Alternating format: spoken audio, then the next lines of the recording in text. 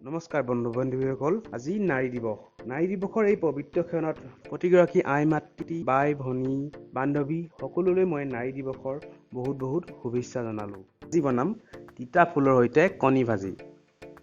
কেৰাহীখনত তেল দি লওঁ অলপমান। তিতা ফুলৰ সৈতে আলু ভাজি সেইদিনাখন বনাইছিলোঁ।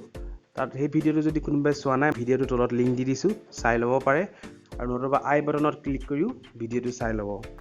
তেলখিনি গৰম হওক, অলপ সময় লাগিব। তেলখিনি গৰম হৈ গৈছে, ইয়াতে মই এতিয়া পিঁয়াজখিনি দি দিম আৰু লগতে কেইটামান কেঁচা জলকীয়াও দি দিছোঁ। অকণমান ভাজি ল'ম। ৰেচিপিটো বনাবলৈ বেছি সময় নালাগে।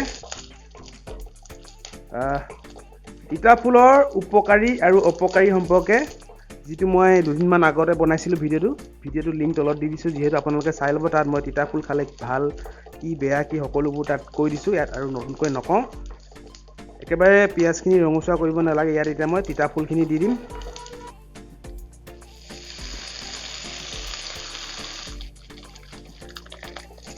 ফুলখিনি ভাজি লওঁ এতিয়া। একেবাৰে কম হৈ থাকিব, দেখিবলৈ সৰহ হৈছে। এয়া দেখিলে নে কম হ'লেই। ইয়াত মই এতিয়া নিমখ আৰু হালধি দিম। নিমখ দি দিছোঁ সোৱাদ অনুযায়ী, লগতে অলপমান হালধি, ভালকৈ মিক্স কৰি দিম।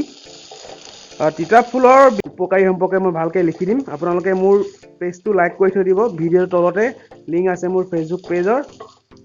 পেজটো লাইক কৰি থৈ দিব। তাত মই ভিডিঅ' আপলোড কৰি থাকোঁ।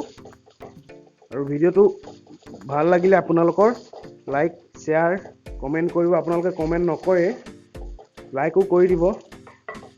এতিয়া ইয়াত মই কণী দি দিম। কণী এটাই দিছোঁ, কুকুৰা কণী, হাঁহ কণী দি গ'লেও পাৰি। ভালকৈ কণীখিনি মিক্স কৰি দিম তিতা ফুলখিনিৰ লগত। আৰু গৰমে গৰমে ভাতৰ লগত খাবলৈ বঢ়িয়া লাগে। তো ঘৰত ট্ৰাই কৰি চাব।